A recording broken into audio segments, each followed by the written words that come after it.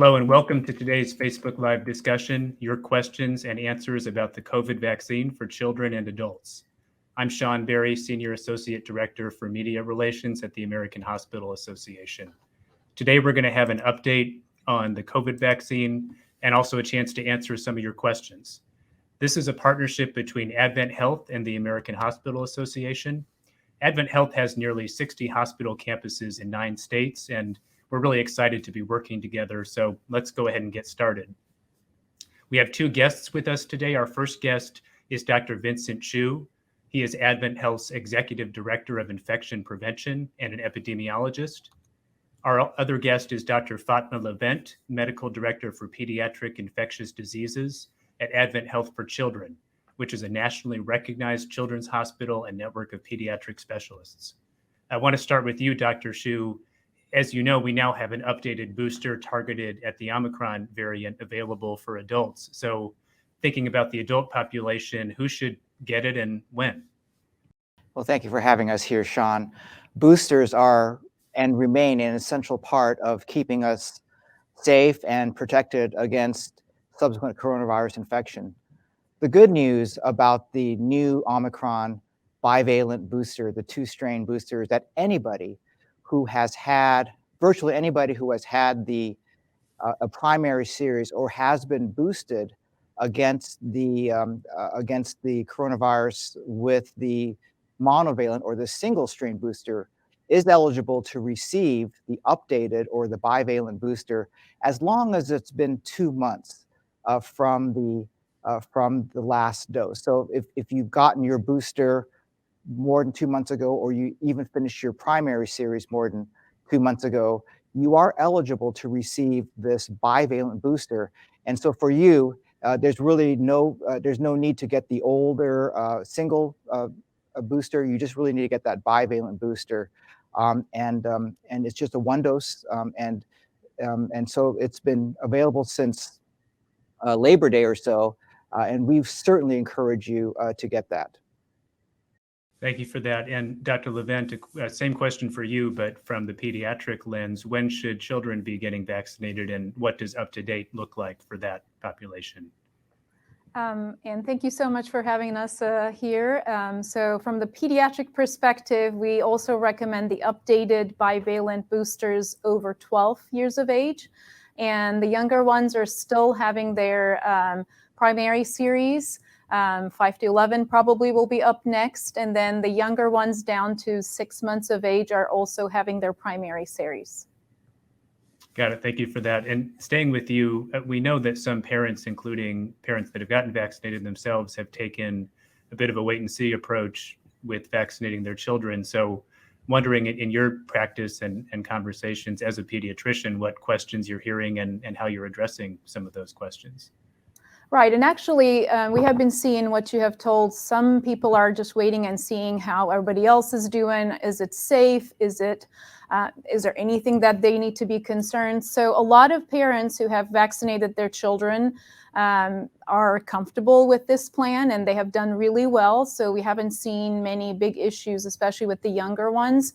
Very similar to the older patients with just mild symptoms like, fever, myalgias, and some, arm problems. But overall, they have done really well. And I understand the concerns that they're having, but so far we haven't had very big issues. And some of the older ones has had some more serious conditions like myocarditis, but very, very rare. And most of those recovered really nicely. Got it. Thank you for that. And Dr. Chu, back to you. What about adults who are not eligible for the new booster because they have not gotten their first and or second shot of the primary series? What questions are you hearing from them? We know there are still adults that haven't gotten that first shot.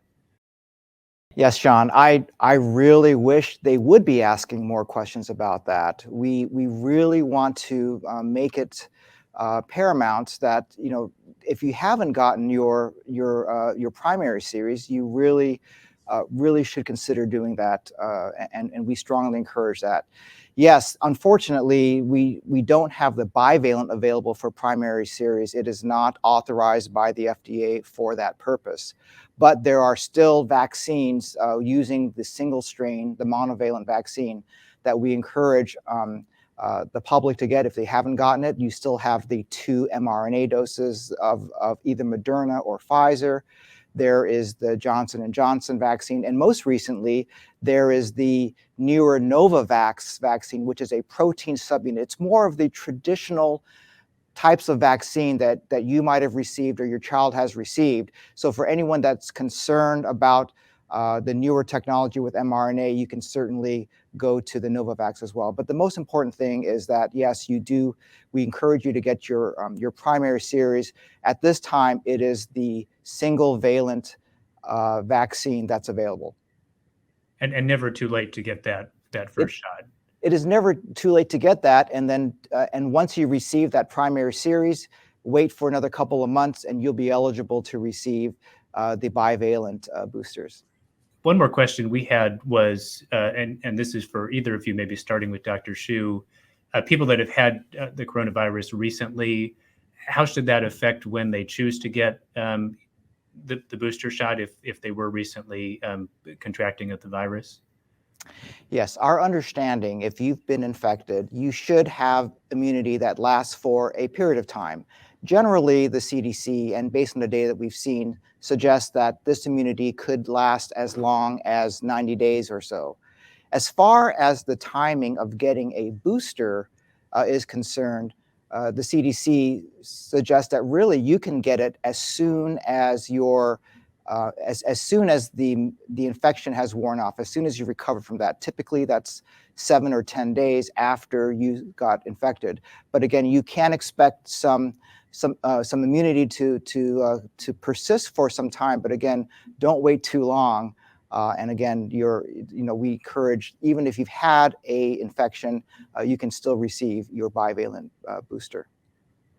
And Dr. Levent, same question for children. Should they wait? What considerations if they had the virus recently? It's pretty similar to what is recommended for the adults. Actually, you can wait, and the wait can be 3 to 4 months, depending on what the situation is. But you can get it as early as you recover, as Dr. Shu mentioned early on. So probably the safest would be getting it as soon as possible.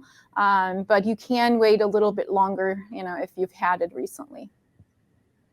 Got it. Appreciate that.